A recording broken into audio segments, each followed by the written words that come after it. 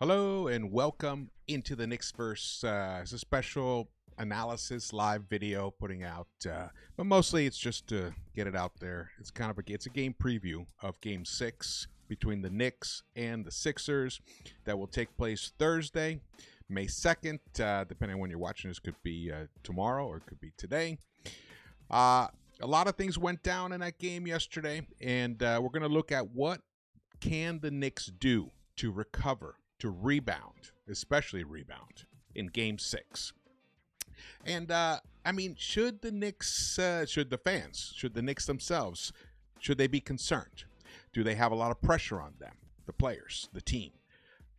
I'm going to break it all down. We're going to look at it. I got some audio clips, and I also have the last minute and a half of regulation that we'll go over again.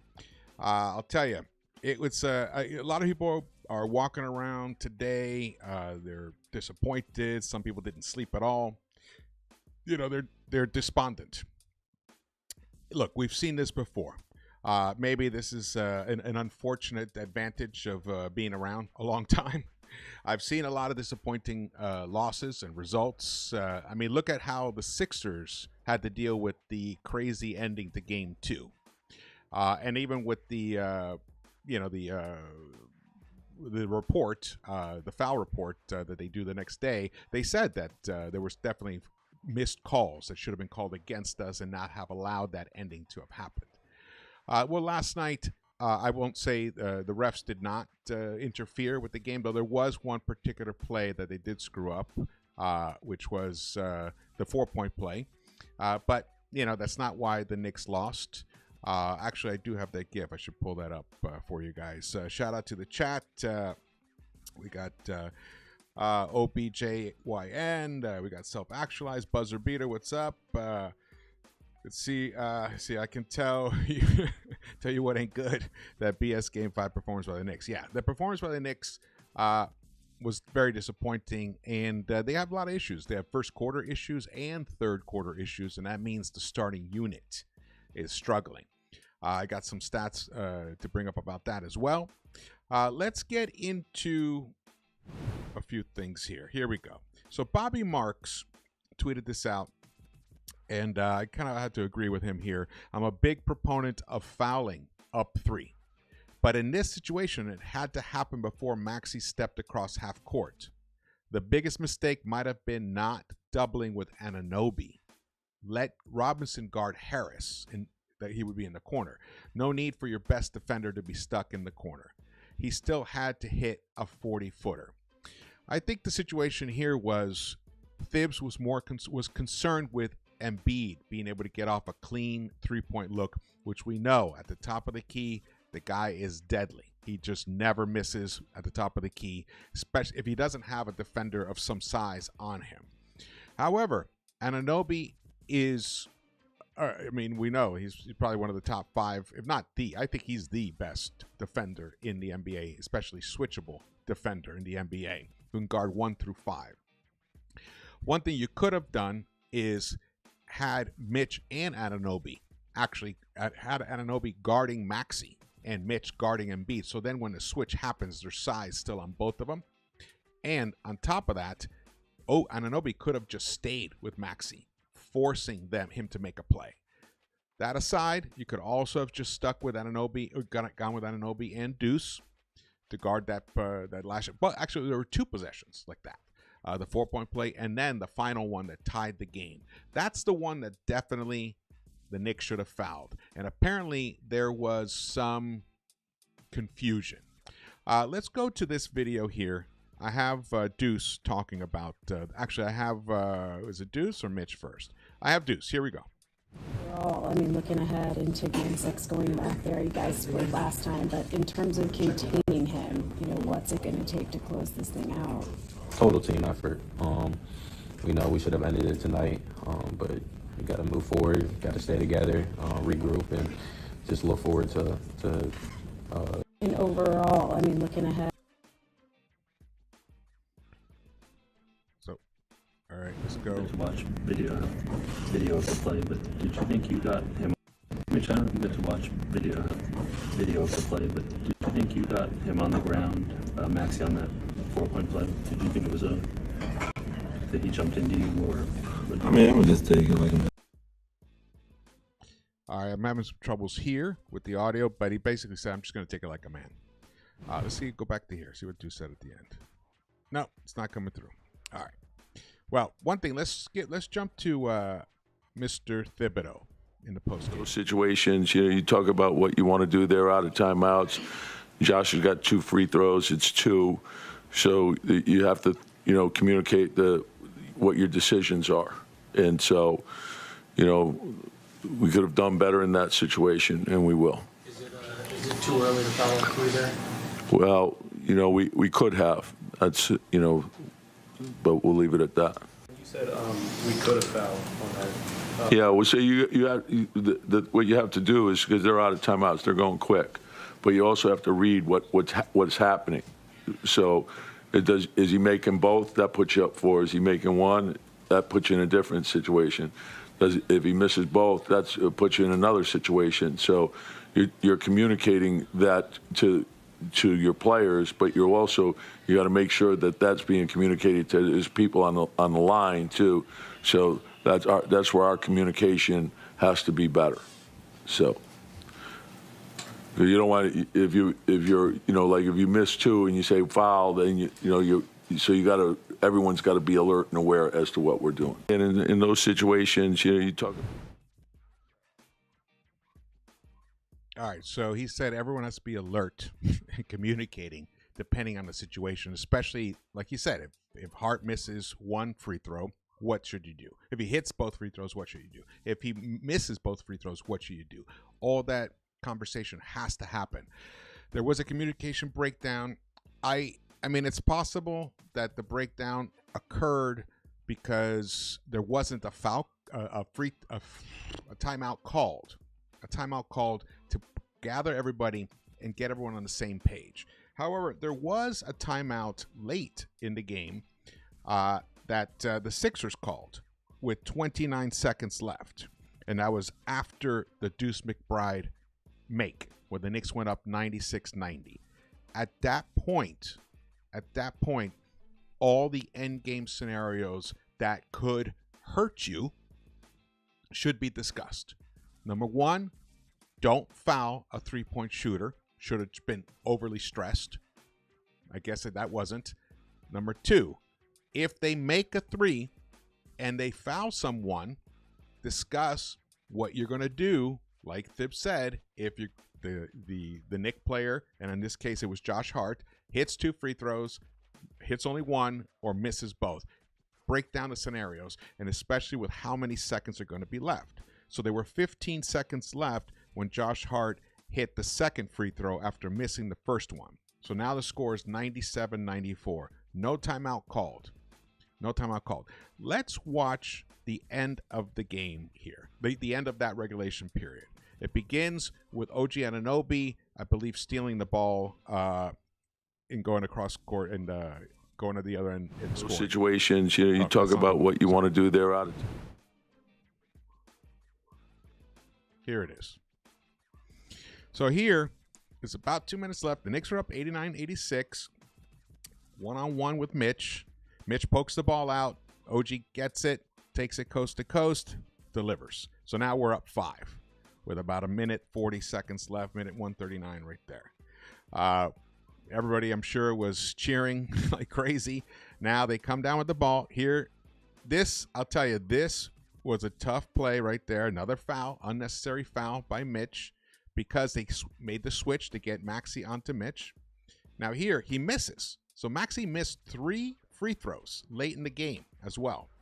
Now we got the ball. We're bringing it up here. Trying to set up some action here. Some ISO for Brunson.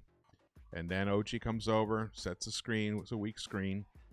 But he gets in and boom, delivers. Beautiful. Now that's Batum on him. Batum, who later on blocked the shot at the very end of the game. So here is the play. Here we go. This is an Oubre. Oh no, here's a steal. Another OG steal. And at this point, you think, okay, we got this on, in the bag. just under a minute left in the game. OG steps up to hit the N1. Oh, no, actually, he got fouled. He misses that free throw. So now we have 2 missed free throws, 2 things that can't happen in late games.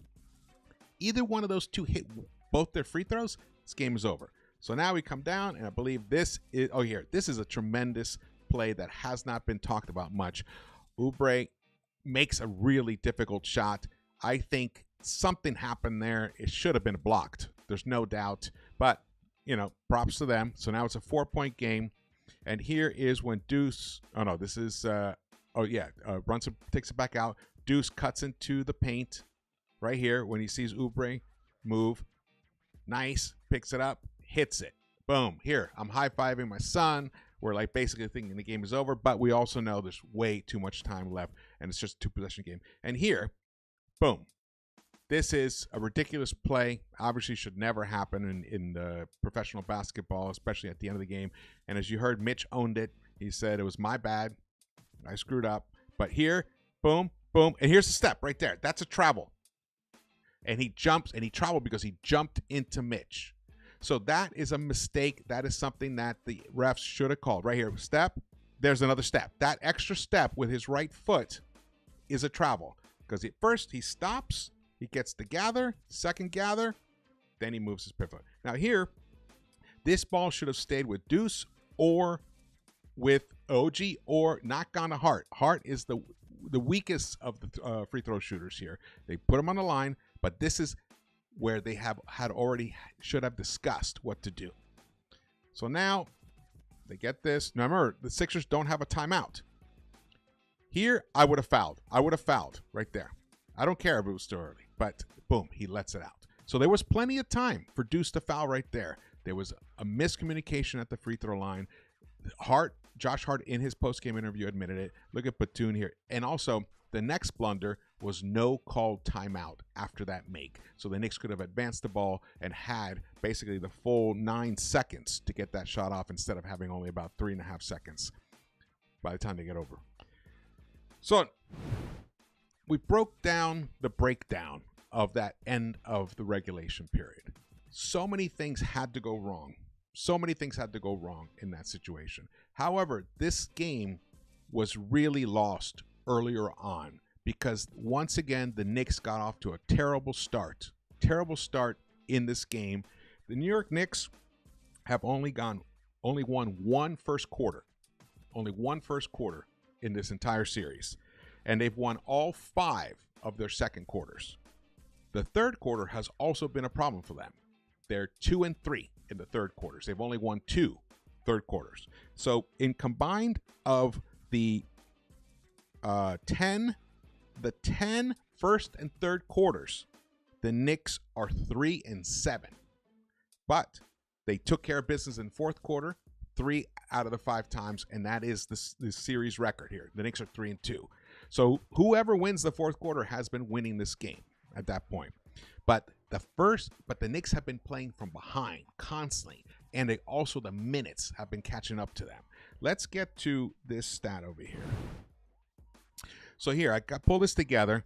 Mostly this is all talking about the first quarter, but the Knicks have also had third quarter woes. Here's the scoring for the third quarter. The New York Knicks are a total minus 33 points in the first quarter alone in this game.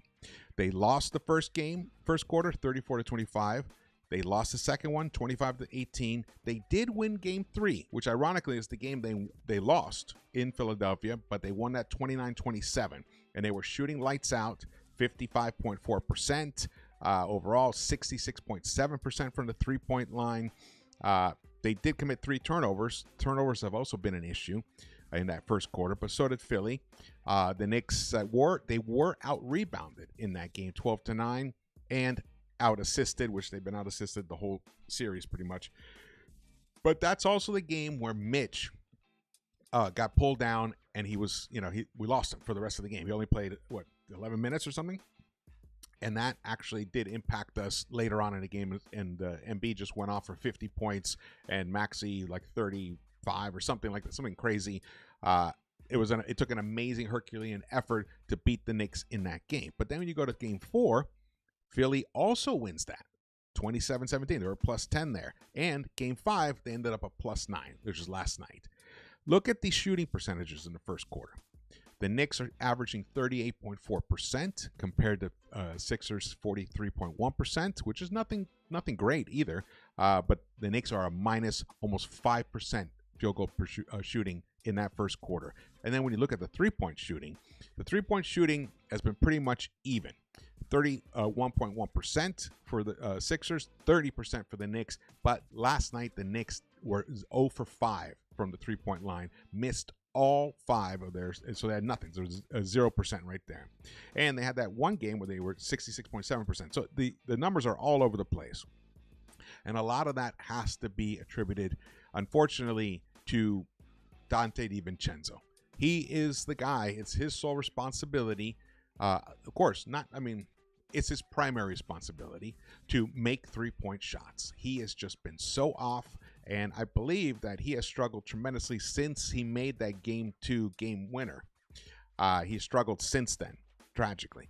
But let's look down the line. Look, also, it's turnovers. The Knicks have committed twice the amount of turnovers than the Sixers have in those first quarters.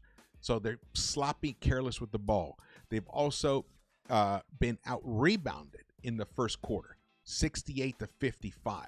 That's Knicks' bread and butter, absolute bread and butter. And then when assists, they've been more than doubled out-assisted in the first quarter.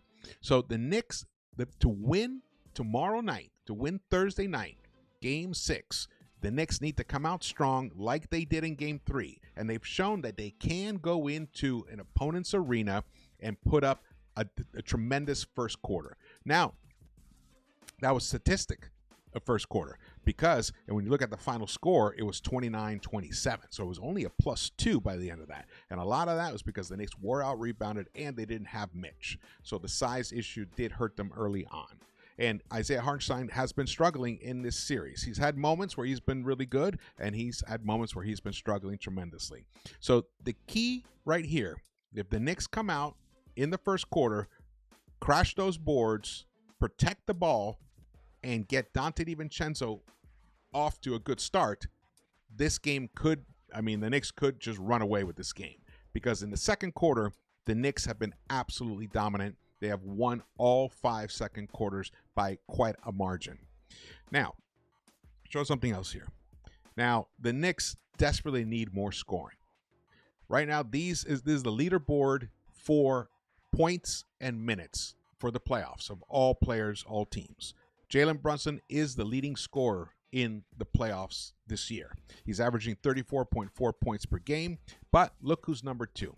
Tyrese Maxey at 32.4 points per game. And then look who's number 4. Joel Embiid at 31.8. The next leading scorer for the Knicks, the second leading scorer for the Knicks is Josh Hart. He's only averaging 17 points a game, and that is 33rd best of all the players who have played in the playoffs this year so far. 33rd. Where the Sixers have 2 in the top 5. 2, let's be clear, even clearer. 2 in the top 4. The Knicks only have 1 in the top 30. So scoring's going to have to come from somewhere else. It should be Dante. There is a problem. There's a concern right now. Dante needs to get in there and take care of business. Look at the minutes load as well. Now, Josh Hart is leading right now the league in most minutes played in the playoffs with averaging 46.4 minutes per game. But number 2 is Tyrese Maxey right there, almost 45 points per game himself. And now these include also the overtime game, which was tremendous. Now, Brunson is number 3 there with 43.8 seconds left. And the next Nick on this board is OG Anunoby, averaging 40.9, almost 41 minutes per game. Joel Embiid is averaging 41.6 minutes per game. So the Sixers have 2 players in the top 11 in most minutes. The Knicks have 3. So minutes. The minutes is starting to wear this team down. And that's why you're seeing these mistakes, these turnovers, and not being able to hit the three-point shot. A lot of that, your legs start going. It's hard to hit the long-range jumpers. Maxey seems to have an endless supply of energy. Shout out to him, just unbelievable. And I gotta tell you, shout out to Brunson as well. Even when he has struggled, though, the way he ended the game was disappointing last night. But he has been outstanding in general, as you can see. He's leading the league in scoring. Now, one thing. Oh, okay. I will come back and add something to this here. Let's go and watch the highlights again here. Let me go watch these highlights again because I need to set something up while we're talking here. I need to edit something here. Studio mode. Here we go.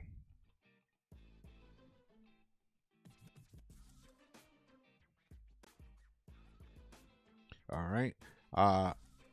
There we go. Edit this.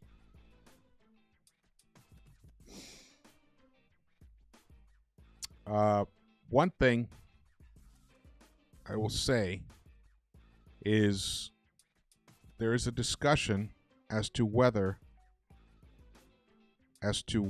Dante should sit and we should have Deuce start the game.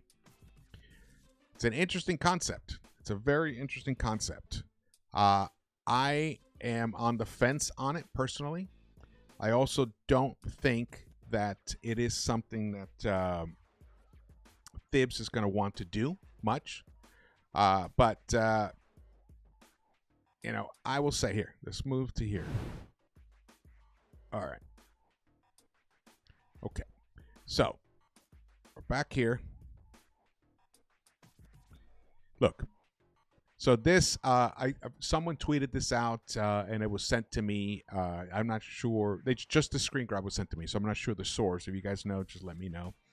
But this is the basically the stats, the ratings for Deuce McBride and Dante DiVincenzo on and off the court. When Dante's on the court and Deuce is off the court, which has been 114 minutes, the Knicks are a minus 17.38. Wow. Offensive rating is a 112.62, but the defensive rating balloons to a 130. So when Deuce has been off the court, the Knicks defense has been very poor. Then if you switch the players, you have Deuce McBride on the court and Dante off the court. It's about 101 minutes, very even, close. The Knicks are a plus 8.46 in net rating. Now, this is 100 points per 100 possessions. This is how this works. The offensive rating, the Knicks offense does suffer a little bit, right? Okay, they're down. They dropped to 110.53 from 112.62. But look at the defensive rating. It drops from a 130 when Dante's on the court to a 102 when Deuce is on the court and Dante's off the court. Now, some of those minutes are also because Embiid sits. So when Embiid is off the court, the Knicks have a tremendous advantage, and they do take advantage of that. However, we have seen, the amount of minutes that Deuce has played. He's played a lot of minutes with while Embiid was on the court himself. So then when you have both Miles and Deuce sharing the court together, it's only been about 30 minutes of play. Here, the net rating is the best, 33.8. The offensive rating shoots up to 146.3, and the defensive rating goes to 112.5, which is good. It's a good one. It's not as incredible as the 102, obviously, but that is below average. So, the New York Knicks, the question becomes, should Deuce be the guy who starts over Dante? Here's the issue that I have with that thought. Deuce is used to coming off the bench right now. He's doing an effective job coming off the bench. And if you move Dante to the bench right now and start Deuce, unfortunately, you don't know what you're going to get from Dante. You may not get anything at all from Dante, which isn't necessarily the crime of the century, because as you can see, the Knicks have been losing those minutes when he's on the court anyway. However, what you want is for Deuce to start, for Dante to start feeling himself early on. The Knicks have to do a better job of basically running some plays, running some actions, put Brunson in the Steph Curry-ish type role and put Dante in the Clay type role and have Isaiah Hartenstein be the Draymond facilitator. So sometimes you need some double screens and try to find nice, clean, open looks for Dante. Because right now he's feeling the pressure. He knows he has to contribute. But part of the main issue is because of that, he's forcing some shots. He's not, and also the Knicks are not getting him clean looks. Because the Sixers, credit to them, they know that if they take Dante away from us, basically all we have is Brunson to make buckets. Because OG, even though he sits in the corner and he can make that bucket, he also has struggled in the beginning of games. So at this point, the one guy who's going to help everyone relax, because Josh Hart also in games 1 and 2 was shooting the lights out. I think he had nine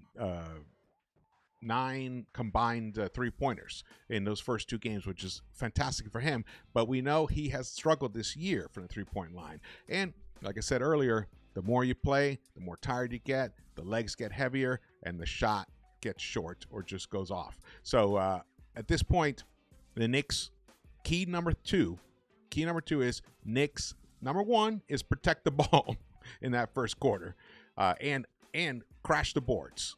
Okay? So that's like a combo right there. But number 2 is the Knicks need to run some plays to find some good open looks for Dante DiVincenzo, because we've seen that once he makes one, he can rattle off 2 or 3 in a row.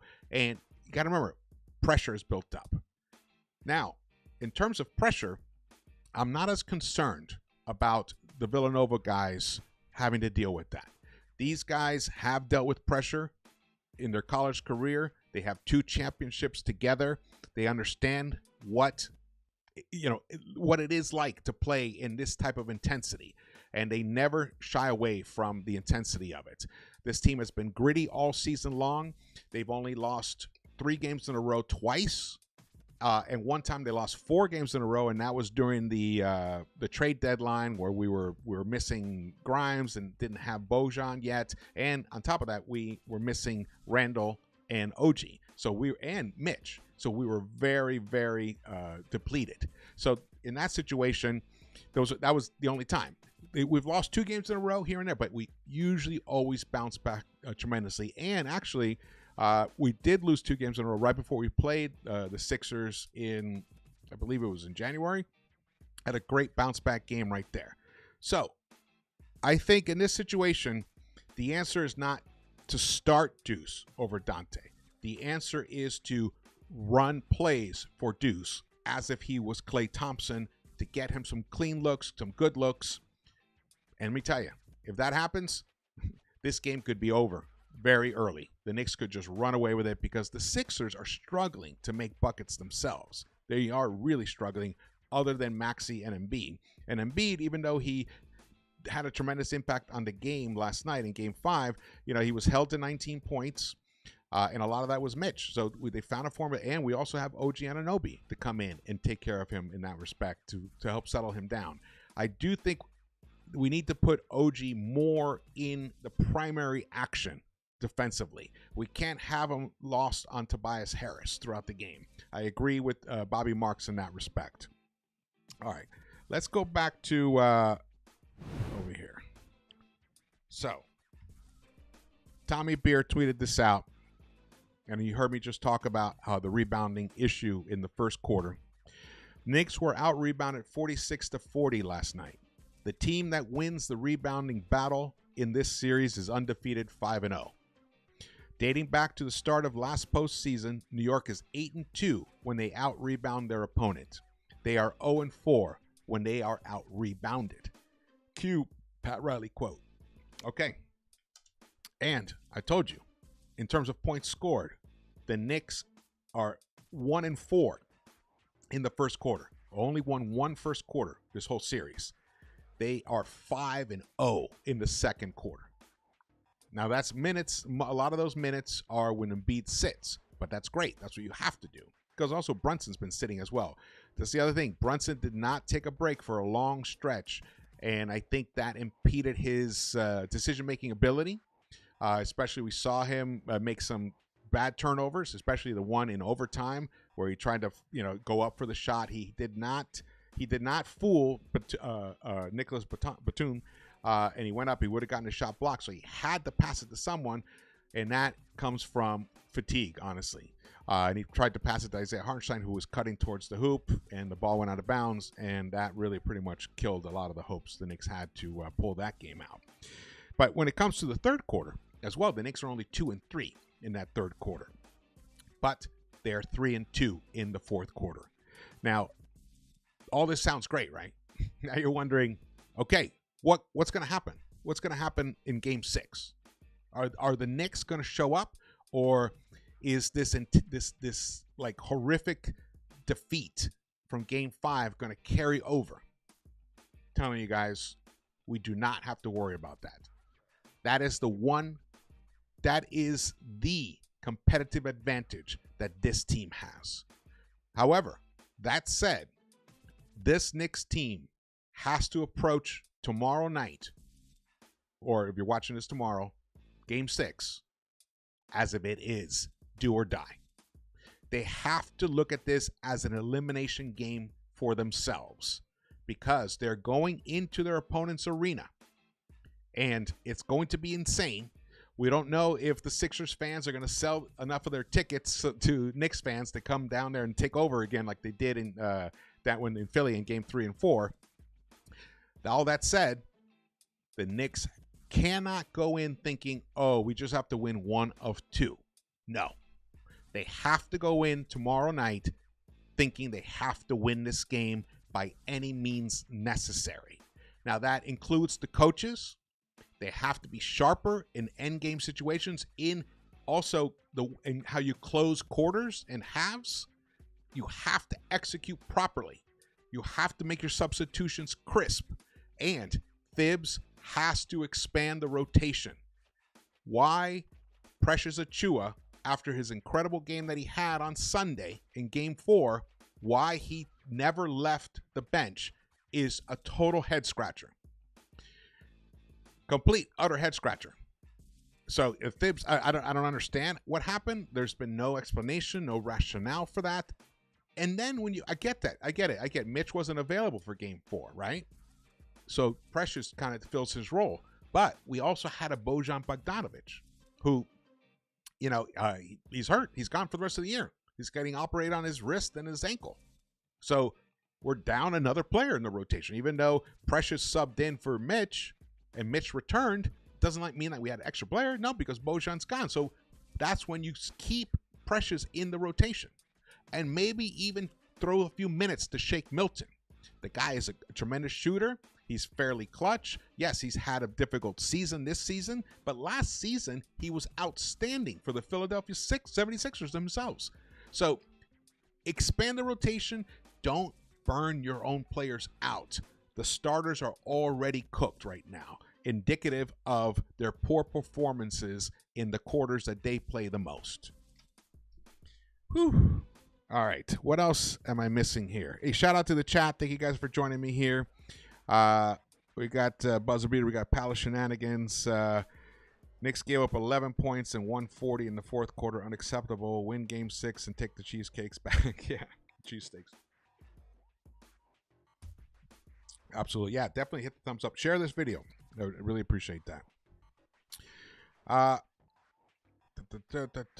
Just checking more things here. Okay, one thing I wanted to get to here is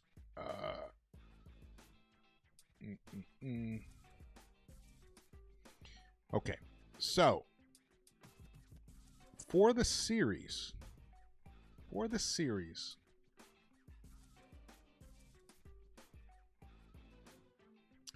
right, here we go. Let's see. Okay, there's that, and then here. All right, here we go. So you need to pull up the series stats. So the series stats are, mentioned before, Maxey is averaging 32.4 points per game. Joel Embiid is averaging 31.8. So combined between the two of them, they're averaging 64 points per game, those two. The rest, it's quite a drop-off. Oubre, 12.4 points per game, and Tobias Harris, 10.8. Lowry is 8.4. He's been ineffectual, and that's pretty much it. So there's Cameron Payne and Douglas Batum and stuff. Nobody on the Sixers is shooting over 40% from the three-point line other than Maxey and Payne.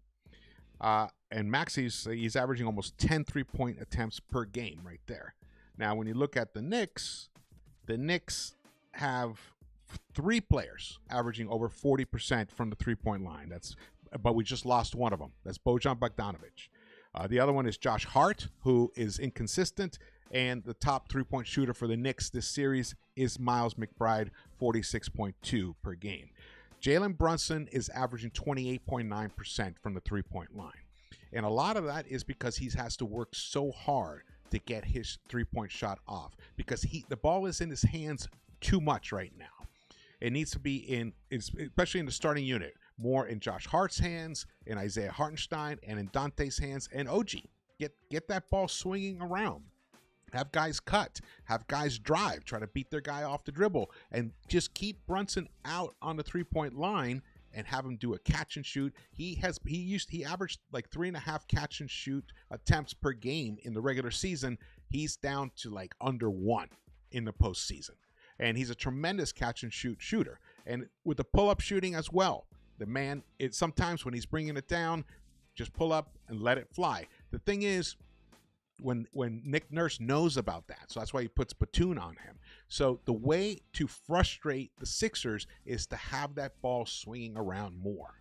And that will get easier looks, more open looks for every single Knick player, and that should increase the three-point shooting percentage, and that is the key for this team to win. Absolutely the key. And also, I mean, the assists. Brunson is averaging 8.4. He's doing well in that respect. Let's see here.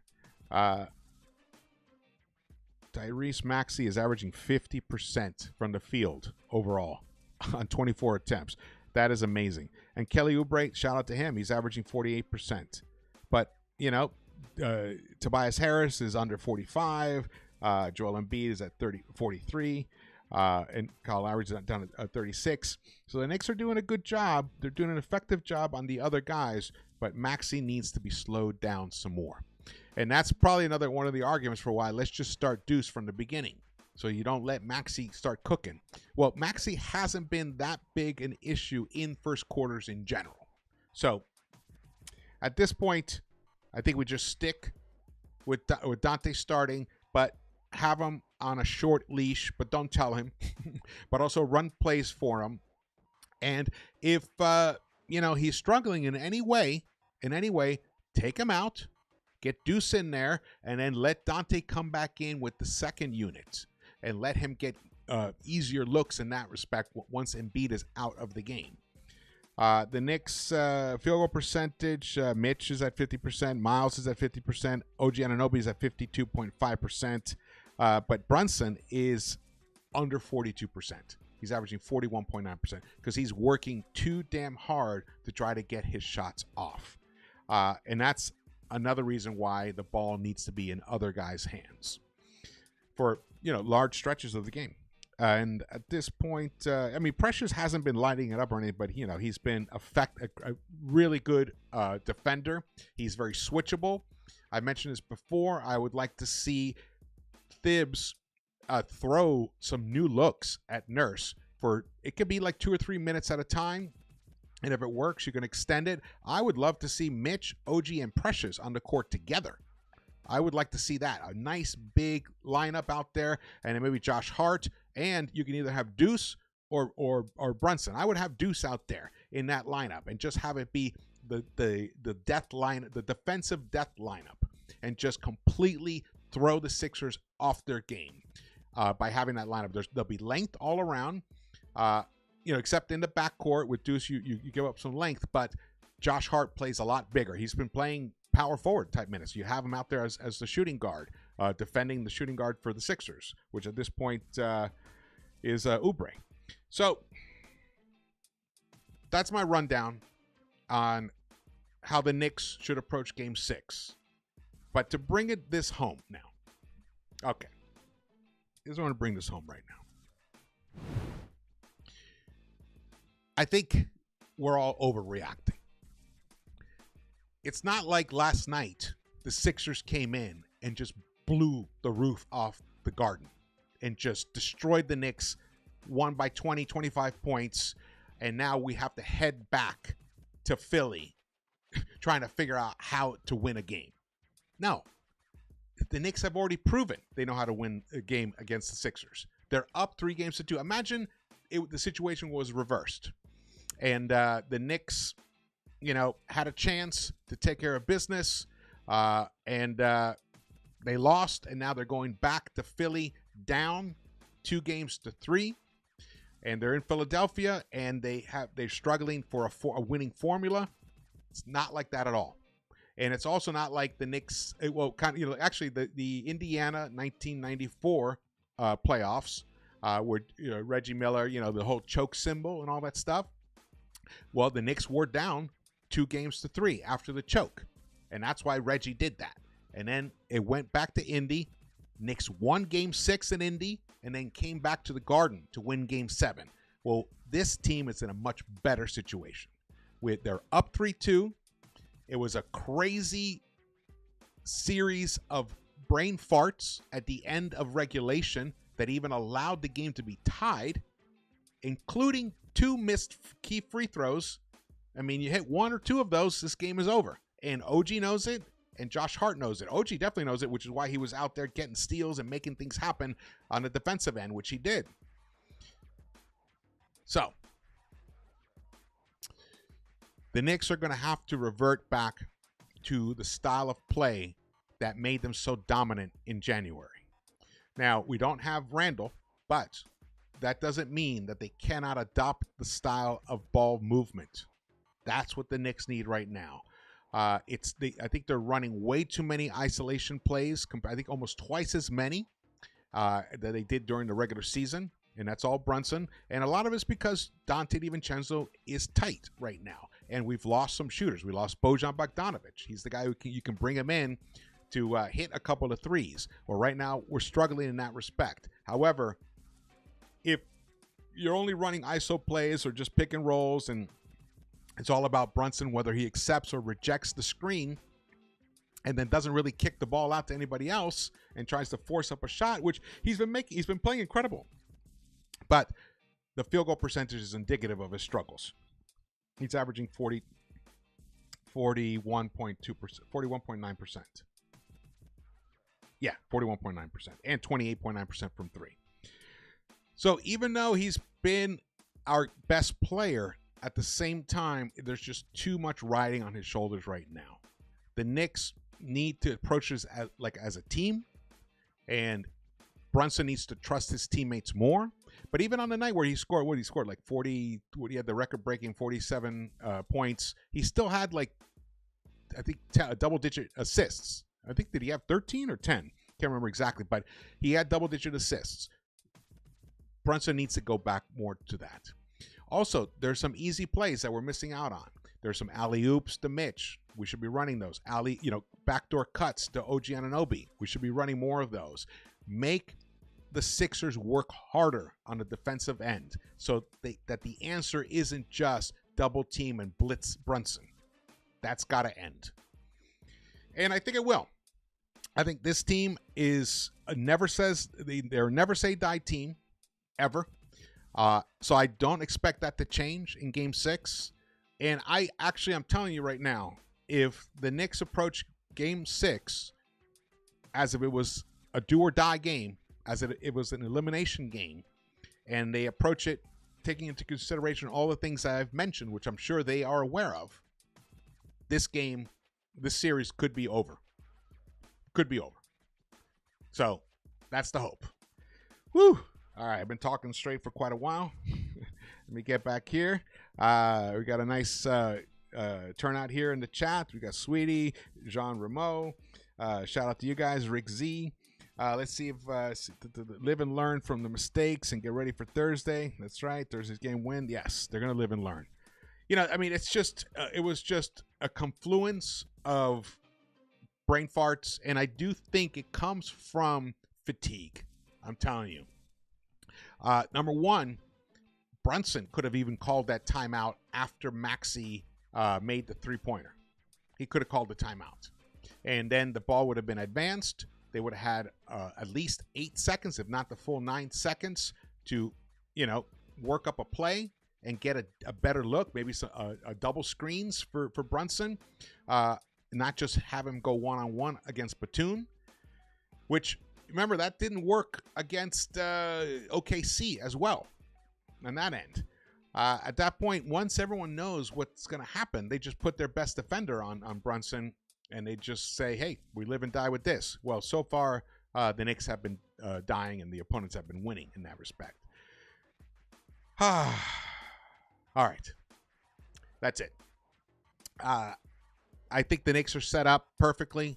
I don't think going to the Philadelphia Arena, the Wells Fargo Center, is going to be much of an issue, especially with the amount of Knicks fans that show up there to support them. And also, they already know that they can win there.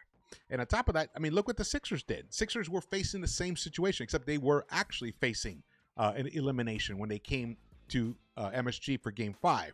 So they were able to take care of business. The Knicks could return that favor in Game 6 Thursday night, and they could be facing the winner of Indy and Milwaukee. All right. Thank you guys so much for watching this. Again, my name is George. Please share this video, subscribe if you haven't subscribed yet, and turn on the notification bell so you're alerted when I go live. Hit the thumbs up button for me. And if you're watching this later on, or you're watching this in the replay or whatever, just drop your comments. I try to read them all. I don't think it's time to panic any which way whatsoever. The Knicks are, the Knicks are the perfect type of team to be facing the situation and close it out. And the experience that they learned from this year's attempt to close it, this Sixers team is a much better team than the Cleveland Cavaliers. So when they gave the Cavaliers that gentleman sweep, closed it out against them, that was a very different situation, a very different type of team. This team is a better team, the Sixers are, and they have an MVP, Embiid, on this team. They have a rising superstar in Tyrese Maxey, and they have some very good role players, and they have a championship coach. So this was not going to be easy, and the Knicks finally saw that. They just had to suffer it in the most painful way possible because they had this game won. They were up 6 with just 27 seconds left, and their series of mistakes allowed it to happen. If any of those things, and I'm going to count them as, so there was the OG missed free throw, the Hart missed free throw, the not fouling Maxey on the first time he got the ball, which was right before the 4-point play. I would have fouled him then. And I also would have not had Mitch on the court. So that's another mistake. I would have had Ihart on the court, or I would have had Precious on the court, whatever it is, and I would have had Dante on the court as well. Because if you get, someone has to go shoot a free throw, Dante's one of the best free throw shooters. So that series of mistakes right there. But you don't foul. You do foul. You should have fouled right there. That was another brain fart. The fourth brain fart was Mitch biting and trying to close out too hard, and then fouling Maxey and also letting him to get the shot off. So if you're going to foul a three-point shooter, make sure the shot has no chance of going in. He made the biggest mistake possible when you're up 2 possessions late in the game and give up the 4-point play. That was catastrophic. The fifth major mistake was not fouling Maxey after Hart misses the first free throw. He only makes 1 of 2. The Sixers didn't have a timeout, so they were desperate. Now, I'm sure that Nurse had already, they practiced that play. So him launching a 38-footer or whatever it was that he launched, that is something that they practice. Deuce had the time to foul Maxey in the backcourt. He could have done it, should have done it. That was miscommunication. And you see Thibs running, trying to call, yell foul, foul, foul. But at that point at MSG, it's too loud. And your player has to be sure of what is going to happen. So at that point, the other guys on the court, the more of a veteran guys like Josh Hart, Brunson, even OG Anunoby. They all should have, especially if it was Deuce going to be guarding Tyrese Maxey.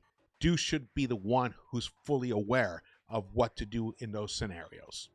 So that was a series, at least 5 mistakes that the Knicks made in the final minute or so. That's just something that it's not going to be replicated again. It's just not going to happen.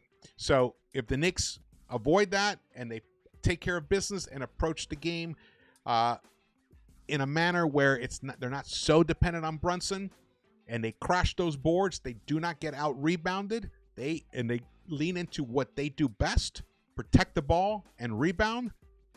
They will win this series in 6. All right.